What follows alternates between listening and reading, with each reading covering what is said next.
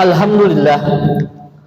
Alhamdulillahilladzi nahmaduhu wa nasta'inuhu wa nastaghfiruhu wa nastahdihi wa na'udzu billahi ta'ala min syururi anfusina wa min sayyiati a'malina may yahdihillahu fala mudhillalah wa may yudlil fala hadiyalah.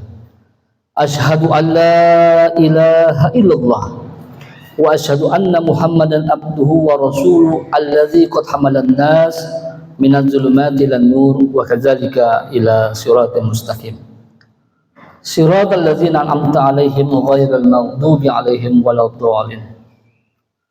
Allahumma shalli wa sallim wa barik ala hadzal nabiyil karim wa ala alihi wa ashabihi wa maulana ajmain amma ba'd. Fa ya ibadallah ittaqullaha haqqa tuqatih wa la tamutunna illa wa antum muslimun. Wa qala aidan fi suratul baqarah al-ayah 21, ya ayuhan nasu ubudu rabbakumul ladzi khalaqakum walladzina min qablikum la'allakum tattaqun. Shadaqallahu sadaqa wa'ada. Ma'asyiral muslimin, sidang Jumat yang senantiasa dicintai dan dimulai oleh Allah Subhanahu wa taala. Alhamdulillah, segala puji hanyalah milik Allah Rabb semesta alam azza wa jalla, yang mana pada hari ini kita masih diberikan kesempatan oleh Allah, kesempatan untuk melaksanakan ibadah, kesempatan untuk melaksanakan aktivitas kerja, kesempatan untuk melaksanakan seluruh perintah-perintah Allah. Dan itu semua adalah merupakan anugerah yang Allah berikan kepada kita, sehingga sampai hari ini kita masih diberikan kesehatan, baik sihatul jasadiyah wa sihatul ruhiyah, baik kesehatan jasad yang ditandai dengan treatment jantung kita yang masih stabil, kadar gula kita yang masih stabil, tingkat tensi kita yang masih stabil. Itu adalah merupakan karunia Allah yang harus kita syukuri kalau kita masih mengaku dirinya beriman kepada Allah. Yang kedua,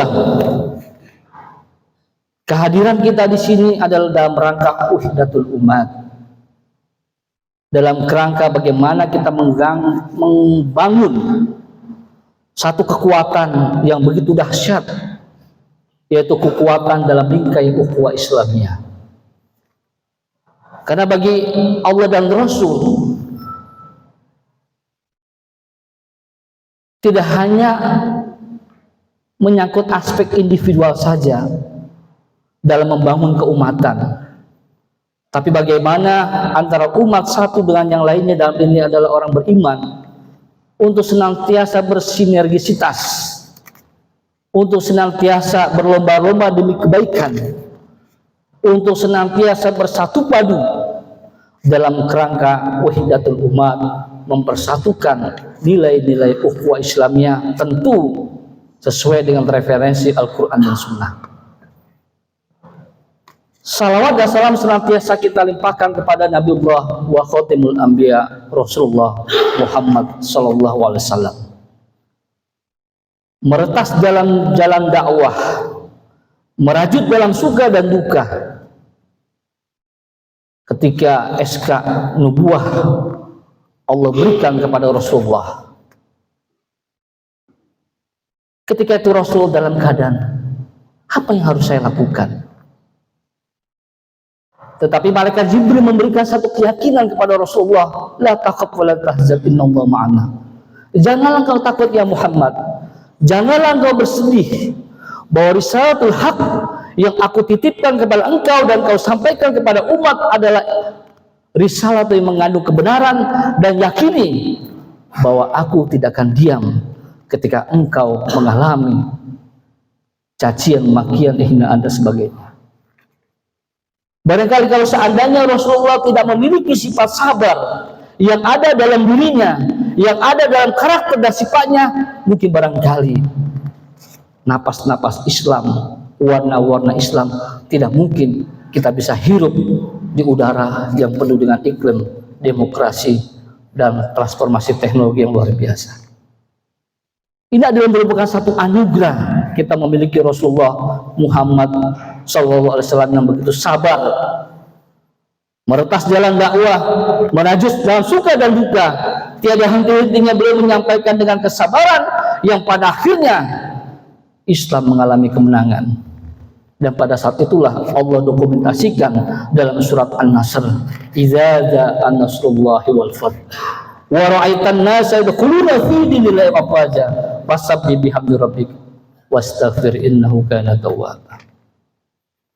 Ma'asyiral muslimin rahimakumullah. Yang selanjutnya khatib memberikan wasilah atau tausiah kepada diri khatib wabil para jamaah untuk tidak bosan-bosan mengajak dalam rangka meningkatkan keimanan dan ketakwaan kepada Allah Subhanahu wa taala. Di dalam surat Ali Imran ayat 190 dan 191 Allah berfirman, wa qala ta'ala fi kitabil aziz a'udzu billahi minasy syaithanir rajim inna fi khalqis samawati wal ardh wa ikhtilafil laili wan nahar la ayati liulil albab alladzina yazkuruna Allaha qiyaman wa qu'udan wa 'ala dzunubihim wa yatafakkaruna fi khalqis samawati wal ardh rabbana ma khalaqta hadza batila subhanaka faqina azabannar. Yang artinya sesungguhnya di dalam penciptaan langit dan bumi dan silih bergantinya malam ke dalam siang atau sebaliknya siang ke dalam malam terdapat tanda-tanda kekuasaan bagi al-insan, yaitu bagi orang yang berakal. Orang berakal itu adalah orang senantiasa berzikir atau mengingat Allah, baik dalam keadaan berdiri, baik dalam keadaan duduk, ataupun sekalipun dalam keadaan berbaring, dan senantiasa dia memikirkan tentang ciptaan baik langit maupun bumi, sambil seraya mengatakan, Maha suci Engkau ya hai Rabb, tidak ada ciptaan yang sia-sia, dan kami berlindung dari azab api neraka. Ma'asyiral muslimin rahimakumullah. Ayat ini menjelaskan kepada kita bagaimana Allah mengarahkan kepada kita untuk senantiasa memikirkan apa yang ada di dalam kehidupan kita, apa yang terjadi dalam dinamika sosial saat ini. Pertanyaannya adalah, siapa itu insan ulul albab? Siapa itu orang berakal? Apakah kita termasuk orang yang berakal?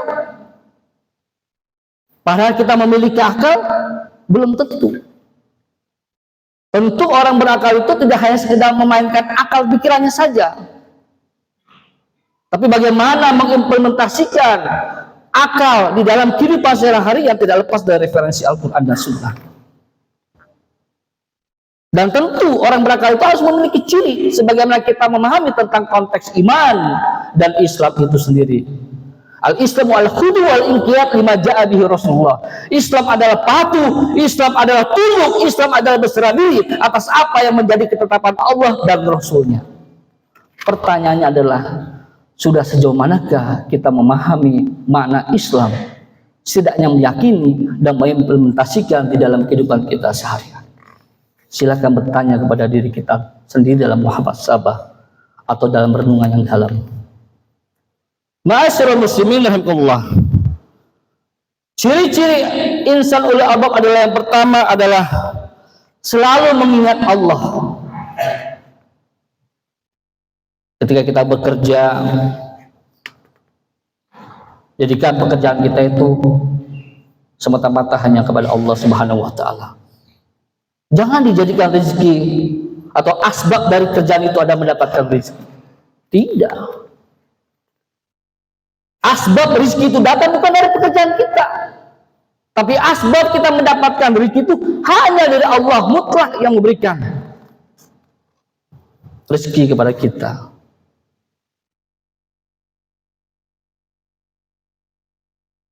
Kalau kita menjadikan asbab rezeki itu semata-mata dari kerja kita, lalu bagaimana kita mengakui atas eksistensi Allah di dalam kehidupan kita?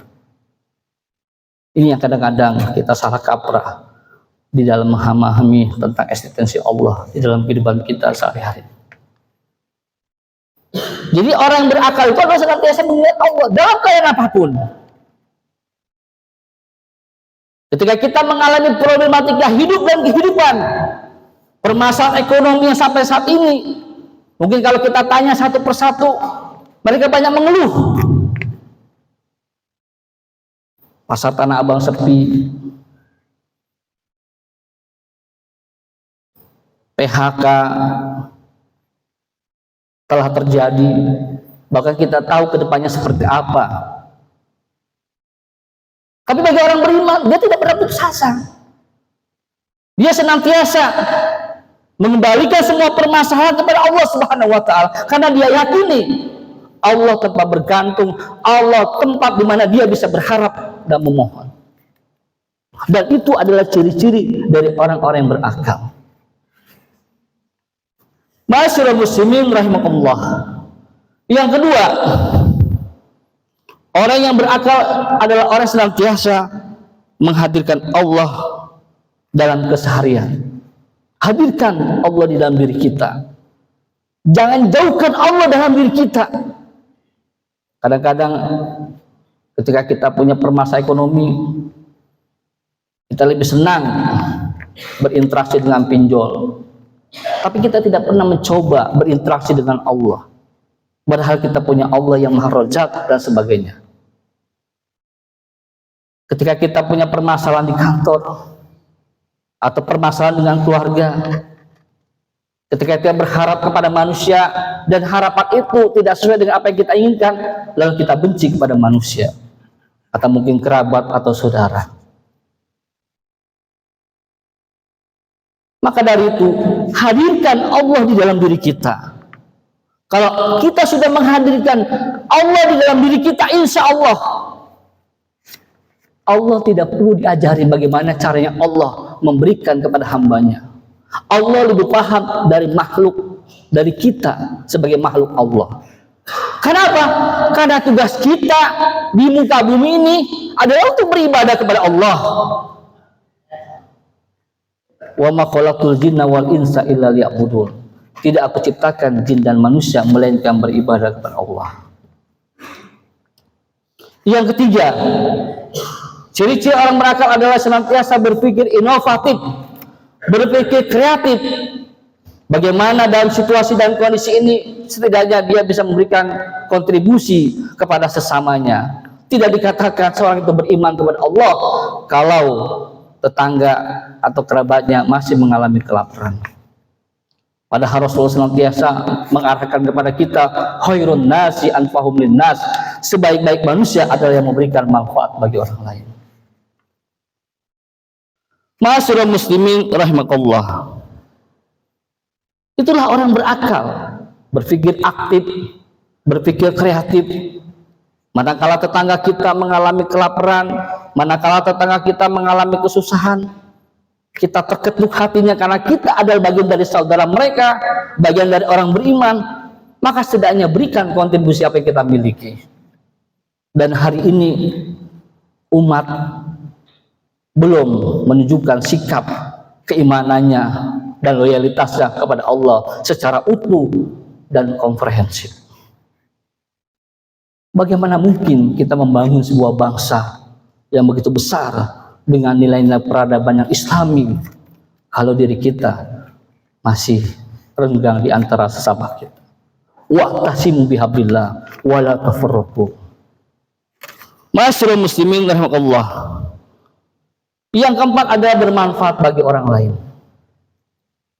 Dakwah yang diemban oleh Rasulullah, dakwah yang berprinsip dan bermuara kepada Islam rahmatan lil alamin. Itu jelas sebagai manifesto dari ajaran Islam. Dakwah Rasul tidak diajarkan dengan kekerasan. Makanya kenapa Rasulullah berhasil dalam dakwah selama hampir 23 tahun? Karena yang diutamakan adalah nilai-nilai akhlakul karimah. Laqad kana lakum fi Rasulillahi uswatun hasanah. Sungguh telah terdapat dalam diri Rasulullah adalah kepribadian yang mulia. Ajaran-ajarannya yang mencakup rahmatan lil alamin. Wa ma arsalnaka illa rahmatan lil alamin. Tidak aku utus engkau ya Muhammad ke muka bumi ini melainkan sebagai rahmat bukan hanya kepada manusia, tetapi alam semesta, rahmatan lil alamin. Dan senantiasa Rasul memberikan kebaikan kepada siapapun. Jangan orang beriman, orang-orang yang bukan beriman pun tetap Rasul lindungi. Dan itu terbukti ketika Fathul Mekah terjadi. Apa pidato Rasulullah? Barang siapa yang masuk ke rumah Abu Sufyan walaupun dia dalam keadaan fakir, maka dia dalam keadaan aman.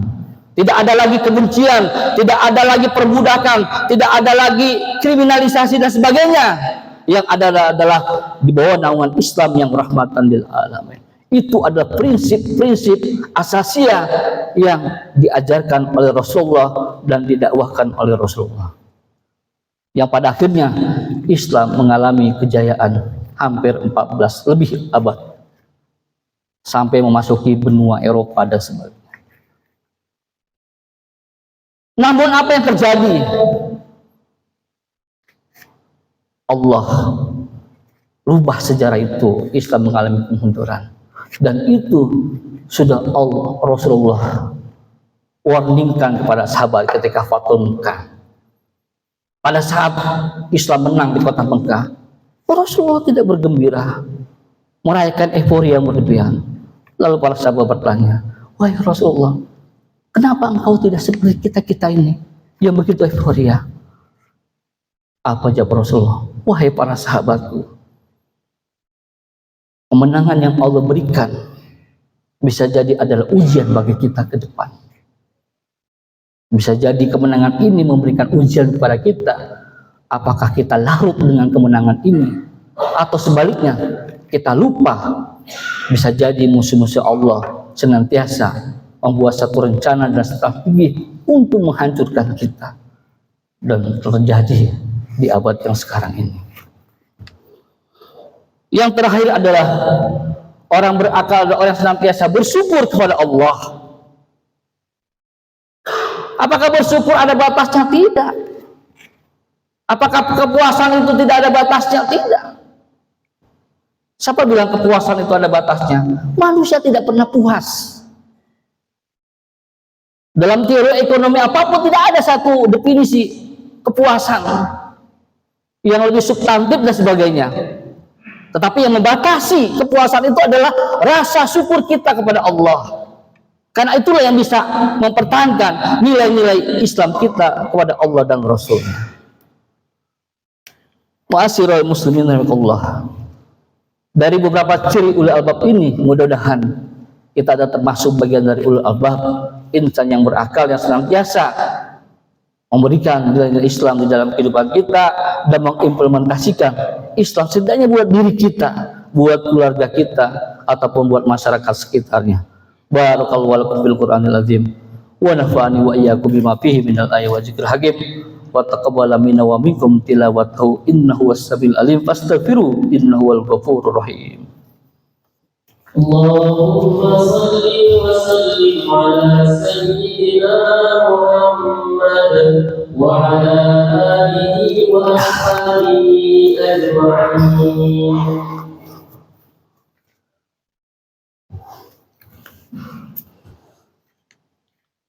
Alhamdulillahirabbil alamin wassalatu wassalamu ala asyrafil anbiya wal mursalin wa ala alihi wa ashabihi wa maulana ajmain amma ba'd. Fa ya ibadallah ittaqullaha haqqa tuqatih wa la tamutunna illa wa antum muslimun. Ma'asyiral muslimin rahimakumullah. Di dalam khutbah yang kedua ini ada beberapa hal yang perlu khatib sampaikan. Yang pertama, sebentar lagi kita akan menghadapi satu pesta demokrasi yang begitu luar biasa dan dahsyat. Ya, sebagai umat Islam tentu memiliki prinsip kepada siapa kita harus berpatokan, kepada siapa prinsip itu kita berikan, tentu kepada Allah dan Rasulnya. Dan Al-Quran sudah memiliki ciri-ciri seorang pemimpin yang amanah dan sebagainya. Ma'asyiral muslimin rahimakumullah.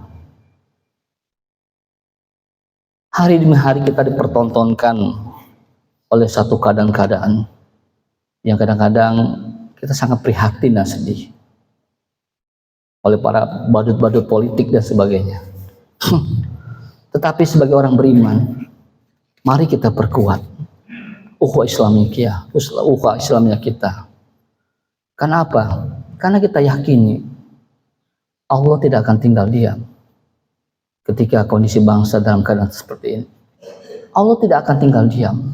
Karena sesungguhnya yang berhak memantaskan manusia sebagai pemimpin adalah Allah, bukan manusia. Manusianya berikhtiar dan bermunajat. Semakin banyak kita berikhtiar kepada Allah, semakin kita ukhuwah Islamiyah bersatu padu, tidak terkotak-kotak, dan senantiasa mendekatkan diri pada Allah. Yakini pada saatnya Allah akan pantaskan siapa yang menjadi pemimpin di negeri ini yang amanah. Dan pada hakikatnya semuanya kita kembalikan kepada Allah Subhanahu wa ta'ala. Kejadian Fir'aun yang begitu dahsyat dan sombong, Allah luluntahkan dengan ditenggelamkannya di sungai Nil. Begitu pula ketika era Orde Baru dan sebagainya, Allah hancurkan sebagainya. Tidak ada kekuasaan itu yang absolut kecuali kekuasaan Allah Subhanahu wa ta'ala. Qulillahumma malikal mulki tu'til mulka man tasha wa tanzi'ul mulka mimman tasha wa tu'izzu man tasha wa tulzil man tasha bi yadika khairin innaka ala kulli syai'in qadir, dan seterusnya. Kekuasaan itu hanya milik Allah.